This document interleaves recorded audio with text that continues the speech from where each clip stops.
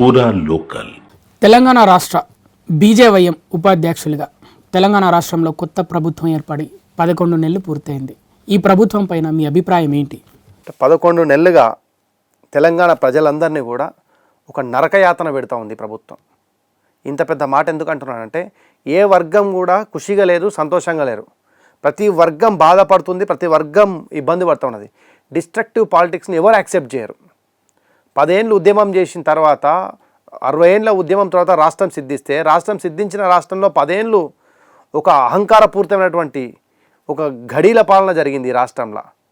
ఆ నిరంకుశ నియంతృత్వ ధోరణి నుంచి బయటపడే అనేక మంది మార్పు కావాలనుకో అని చెప్పేసి నువ్వు పెట్టినటువంటి ఏదైతే 6 గ్యారంటీలు, 420, 420 హామీలను నమ్మిర్రు ప్రజలంతా. తెలంగాణ ప్రజలు చాలా పాలలాంటి స్వచ్ఛమైన వాళ్ళు కాబట్టి నమ్మిర్రు, ఏదో చేస్తామని చెప్పేసి. అంటే గ్యారంటీలు నమ్మే ఓట్లేసిరా? అంతే కదా, ఆయన ఇచ్చినటువంటి గ్యారంటీలు నమ్మే ఫేక్ ప్రాపగాండా చేయడంలో ఈ సునీల్ కనుగోలు ఏదైనా సక్సెస్ అయింది. దీంట్లో మరి మీ బీజేపీ పార్టీలో మార్పు కావాలి, కాంగ్రెస్ రావాలి అని చెప్పేసి అన్నోళ్ళంతా ఎందుకు వచ్చింది రా ఆయన ఇదంతే చెప్పినారు. ప్రజలంతా ఏమైందంటే అయోమయం జగన్నాథం కింద ఉన్నారు, అంత ఇబ్బంది పడుతున్నారు. ఎందుకు చెప్తున్నా అంటే, మీరు రాత్రిపూట ఇంత హైదరాబాద్ సిటీ కదా, మెట్రోపాలిటన్ సిటీ కదా, మీరు నైట్ స్ట్రీట్ లైట్ కూడా వెలగని పరిస్థితి ఈ రాష్ట్రంలో ఉన్నది. హైదరాబాద్ నడి ఒడ్డుల స్ట్రీట్ లైట్లు వెలుగుతారు, అంత దారుణమైన. ఎక్కడన్నా రా సాయంత్రం నాతో పాటు గీడ కేబుల్ బ్రిడ్జ్ మీదకి వెళ్ళి పోదా కనబడుతుంది, ఆ పొంటున్న స్ట్రీట్ లైట్ ఎక్కడ కనబడి చూద్దాం.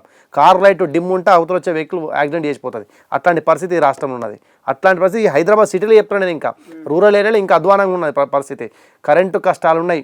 రైతుల రోజు వరి కొనుగోలు సెంటర్లు ప్రారంభం కాని కారణంగా అన్నమో రామచంద్రాన్ని ఏడుస్తూ ఉన్నారు ప్రజలంతా కూడా. వాళ్ళు పండిన పంట ఎక్కడ అమ్మాలి తిరగని దిక్కచోచని స్థితిలో రైతులు ఉన్నారు. ఊర్లలో రైతులు ఇబ్బంది పడుతున్నారు. రైతులకు 2 లక్షల రూపాయల రుణమాఫీ అని చెప్పిన డిసెంబర్లో ఇందిరమ్మ మా సోనియమ్మ బర్త్డే సందర్భంగా నేను బర్త్డే గిఫ్ట్ ఇస్తా తెలంగాణ ప్రజలకు. ఏం చేసినావు? ఏడవైంది బర్త్డే గిఫ్ట్? ఇంకో బర్త్డే వస్తుంది డిసెంబర్ 9 అయితే, ఇంకో బర్త్డే వస్తుందన్నా, ఇంకో 10 రోజులు 20 రోజులు అయితే. ఈరోజు రాష్ట్రంలో రుణమాఫీ ఎవరికైంది? రుణమాఫీ కాక వందలాది మంది వేలాది కంప్లైంట్ చేసిర్రు. వాటిపైన మంత్రులకు స్పష్టత ఉండదు, ముఖ్యమంత్రికి స్పష్టత ఉండదు. అసలు రాష్ట్రానికి మంత్రివర్గం పైనే పట్టులేనటువంటి ఒక ముఖ్యమంత్రి ఈ రాష్ట్రం పైన ఎట్లా పట్టు ఉంటుంది ఆయనకు? ఆ పట్టులేని కారణంగానే అటువైపు రైతులు ఇబ్బంది పడుతూ ఉన్నారు, ఇటువైపు సాధారణమైన ప్రజలు ఇబ్బంది పడుతూ ఉన్నారు. ఈయన చేసినటువంటి అనేకమైన పెంట తప్పుల కారణంగా ఈ రాష్ట్రం మొత్తంలో రాష్ట్ర ప్రజలంతా కూడా నరకయాతన అనుభవిస్తున్నారు. దీనికి 100% రేవంత్ రెడ్డి సర్కార్ మూల్యం చెల్లించుకుంటుంది. హైడ్రా పేరు మీద హైడ్రామా చేసినావు, పేదల ఇళ్ళు కూలగొట్టినావు, పేదల్ని ఇబ్బంది పెట్టినావు. అక్కడి నుంచి పట్టుకొచ్చి ఎమ్మటే కోర్టు మొట్టికాయలైనా తీసుకొచ్చి మళ్ళీ మూసి అన్నావు. ఈ అర్ధరాత్రి పడుకున్నది కలడొస్తాయా రేవంత్ రెడ్డి? ప్రజలంతా నువ్వు మూసిరెడ్డి అంటుర్రా? రాత్రిపూట కలలు వస్తున్నాయా? 18,000 ఇండ్లను నువ్వు కొట్టేయాలని చెప్తున్నావు. 18,000 కుటుంబాలను రోడ్డు మీద పడేయాలని చూస్తున్నావు. 18,000 గరీబోళ్ళ ఇండ్లను నువ్వు నీ పెత్తనం ఏందని చెప్తున్నా. మూసి అదే రివర్ బెడ్ ఏరియా కింద 18,000 ఇండ్లకు వీళ్ళు మార్కింగ్ చేశారు. మార్కింగ్ చేసి ఆ ఇండ్లను కూలగొడతామని చెప్తున్నారు. అసలు గతంలో ఆ 10 ఏళ్ల కంటే ముందు ఉన్న సర్కార్ ఎవరిది? ఎవరి సర్కార్ ఉంది రాష్ట్రంలో? కాంగ్రెస్ కాదు, టీడీపీ కాంగ్రెస్ మీ సర్కార్లే కదా. అప్పుడు ఉన్నటువంటి పర్మిషన్లు ఇచ్చింది మీరే కదా. ఆ తర్వాత కేసీఆర్ గారు వచ్చారు, ఆయన కూడా పర్మిషన్స్ ఇచ్చారు కదా. మరి అప్పుడే నువ్వు పర్మిషన్స్ ఇవ్వకుండా నీకు ఇయ్యమని చెప్పేసి అని ఆపేసి అయిపోయేది, కట్టుకుంటాడు కాదు కదా. ఆ రోజు పర్మిషన్లు ఇస్తారు మీరే, అప్పటి నుంచి ఇప్పుడు ట్యాక్సులు వసూలు చేస్తారు మీరే, వాళ్ళు కట్టే ట్యాక్సులతో అనుభవిస్తారు మీరే. ఈరోజు సడన్గా వచ్చేసి ఆయన ఏదో ఈఎంఐ కట్టుకొని బ్యాంకులో లోన్ తెచ్చుకొని ఇల్లు కట్టుకుంటే ఆ ఇంట్లో ఉండకుండా ఇల్లును డెమాలిష్ చేస్తా అని చెప్తావు. ఎక్కడ ఉండాలి మరి? వాళ్ళకేమో 1000 కోట్లు దందాలు ఏరాయ పాపం. గరీబోళ్ళన్నా, గరీబోళ్ళు ఏడపోయి ఉంటారు చెప్పు. నీ కళ్ళు ఓర్వానికి తనం అంటారు కృష్ణవా? అవి గట్లాంటి బుద్ధి ఈ రేవంత్ ఉంది. రేవంత్ అయ్యా జాగిరా మూసి ఎట్లా కూలవుతారు? రా కూలవటు చూద్దాం. అందుకే ఆడ భారతీయ జనతా పార్టీ అదే తొక్కేయండి చూపి. అందుకే చెప్పినాం కదా, రేవంత్ రెడ్డి రోజు ఆయన ఒక ముఖ్యమంత్రిలా మాట్లాడతాడు. ఎప్పుడు పిచ్చి పిచ్చి వాగుడు. పబ్లిక్ అంతా అవుతున్నా, నిజంగా చెప్తున్నా. మేము యూత్ లీడర్లు, మేము అట్లా ఏమన్నా మాట్లాడితే మమ్మల్ని మా పెద్దోళ్ళు ఏమన్నా అంటారా అవుతాం తప్ప ఈయనకు అడ్డు అదుపు లేదు నోరుకి. ఆ మూసి ఒక 62 రకాలైనటువంటి కలుషితాలతో ఎట్లా మారిపోయిందో అట్లా 120 రకాల పదాలతోని ఈయన నోరు అంతకంటే ఎక్కువ కంపు కొడుతుంది. ఈయన నోరు మీద ఎక్కించుకోవాలి మూసిని. ఈయన నోరును ఆ డెటాల్ పెట్టి క్లీన్ చేయాలి. అంత గలీజ్ మాటలు మాట్లాడతాడు. ఏం మాట్లాడతాడు రేవంత్ రెడ్డి? ముఖ్యమంత్రి మాట్లాడతారా? ప్రజల మీద బుల్డోజర్ ఎక్కిస్తారా? పిచ్చి పట్టిందా? ఈ ప్రపంచం మొదలైనప్పటి నుంచి ఇప్పటి వరకు కూడా భూమి కోసం, భుక్తి కోసం, విముక్తి కోసం పోరాటాలు జరిగినాయి.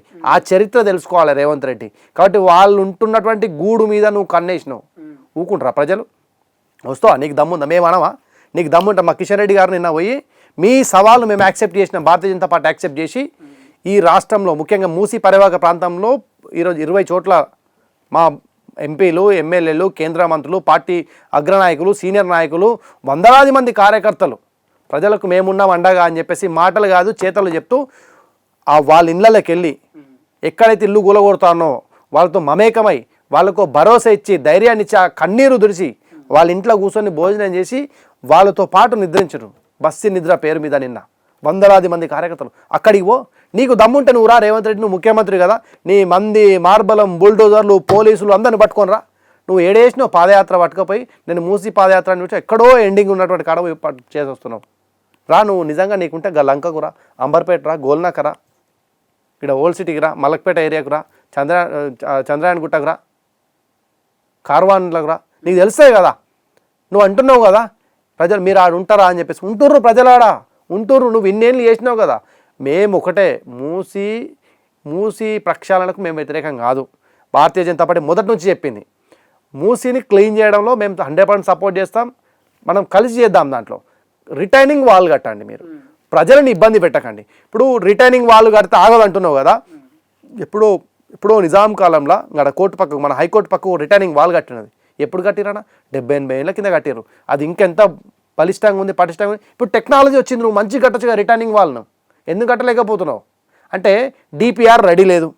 డిపిఆర్ చేయకుండానే 150,000 కోట్లు అయితే అని చెప్పినావు. ఎవరికి పట్టుకపోదామని? సోనియా గాంధీకి, రాహుల్ గాంధీకి, రాబర్ట్ వాడ్రాకి పట్టుకపోదామని చూస్తున్నావా?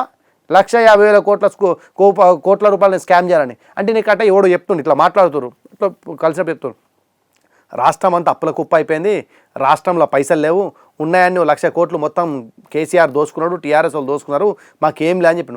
అంటే ఆయన 10 ఏళ్ళు పాలించి 1,00,000 కోట్లు తిన్నాడు కాబట్టి నేను 5 ఏళ్ళు పాలించి 1,50,000 కోట్లు తిందామని చెప్పేసి అనుకుంటా. అంటే మీరు పొత్తులు వేసుకుంటారు, నువ్వెంత అంటే తూకిత్తా అంటే మేకిత్తా అని చెప్పేసి. ప్రజల సొమ్ము రేవంత్ రెడ్డి, ప్రజల సొమ్ము ఇది, డబ్బులు దోచుకోవడానికి అంతే కదా. మరి దేనికి డిపిఆర్ రెడీ కానీ 1,50,000 కోట్లు అవుతున్నాయని ఎట్లయితాయి? నువ్వు ఇల్లు కడదాం అనుకున్నావు అన్న, ఇల్లు కడదాం అనుకుంటున్నావు. ఇల్లు కనడా 3 బెడ్రూమ్స్ కట్టుకుంటావా, 4 బెడ్రూమ్స్ కట్టుకుంటావా, డూప్లెక్స్ కట్టుకుంటావా, ఓ ప్లానింగ్ వేయించుకుంటావు కదా. వేయించుకున్న తర్వాత నీకు బడ్జెట్ ఎంత తెలుస్తుంది కదా, దాన్ని బట్టి కదా నువ్వు అనుకునేది. మరి గింత పెద్ద చిన్న ఇల్లు కట్టుకుంటే అంత ప్లాన్ చేసుకుంటావే, మరి ఈ మూసి ప్రక్షాళన కోసం చేద్దామన్నప్పుడు నీ ప్లానింగ్ ఏది? నేనేమంటున్నా, సబర్మతి రివర్ ఏదైతే రివర్ ఫ్రంట్ కట్టినప్పుడు సబర్మతి రివర్కు 7,000 కోట్లు ఖర్చు అయింది అంతే. 7,000 కోట్లలో సబర్మతి రివర్ 250 కిలోమీటర్లు బాల్ చేసారు.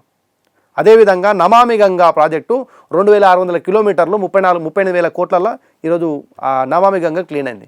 మరి 50 కిలోమీటర్లు పారుతున్నటువంటి మూసీ క్లీనింగ్కు 1,50,000 కోట్లు ఎట్లయితే అని అడుగుతున్నారు ప్రజలు. మొత్తం అన్ని రకాల అభివృద్ధి సంక్షేమ కార్యక్రమాలు అన్ని కలిపితేనే 150,000 కోట్లు అంటున్నారు కదా, ఒక్క మూసీ కాదంటున్నారు. ఓన్లీ మూసీ రివర్, మూసీ ప్రక్షాళన కోసం మాత్రమే. నేనేమంటున్నా మూసీని నువ్వు క్లీన్ చేయడం కోసం ఇంత బడ్జెట్ పెడుతున్నావు కదా, నువ్వు మూసీని క్లీన్ చేసి ఏం చేయాలనుకుంటున్నావు చెప్పు. దీనికి పైసలు ఎక్కడి నుంచి పట్టుకొస్తున్నావు చెప్పు. ఎక్కడి నుంచి అప్పు పట్టుకొస్తావు? నీ ఇంటి కోసం తెచ్చుకుంటావు నువ్వు కట్టనికి. రేపు ఏదో ఆ పైసలు తెస్తా, సగం తింటా, పావులవంతు పడేస్తా అంటే ప్రజల సొమ్ము అది. అట్లా అప్పడంగా ఎత్తుకపోతాను చూసుకుంటూ ఊడుకోడు. చైతన్యవంతమైనటువంటి తెలంగాణ ఇది. 100% ప్రశ్నిస్తుంది. నువ్వు బుల్డోజర్ను పట్టుకరా, లాంటి తుపాకులు పట్టుకొచ్చుకో. నిజాంనే మెడల్ వంచినాం, అంతకంటే పెద్దోని కాదు కదా నువ్వు. నీకు తెలుసో తెలియదో నీ సోనియా గాంధీనే నీ కేంద్ర ప్రభుత్వాన్ని మెడలు వంచి రాష్ట్రాన్ని సాధించుకున్నాం మేము. అంతకంటే ఎందుకు కదా నువ్వు పిల్లబచ్చగానే. కాబట్టి రేవంత్ రెడ్డి నోరు అదుపులో పెట్టుకొని మాట్లాడాలి. ఎట్లా పడితే అట్లా ఎవరిని పడుతుంది నోరు ఉందిగా అని చెప్పేసి మాట్లాడితే ఎవరు ఊకోరన్నా. మోరీలో ఉన్నదిగా అని చెప్పేసి ఏది పడుతుంది చెత్త పడితే ఏమైతే జామ్ అవుతుంది మోరీ. గట్ల నేను నోరు కూడా జామ్ అవుతుంది.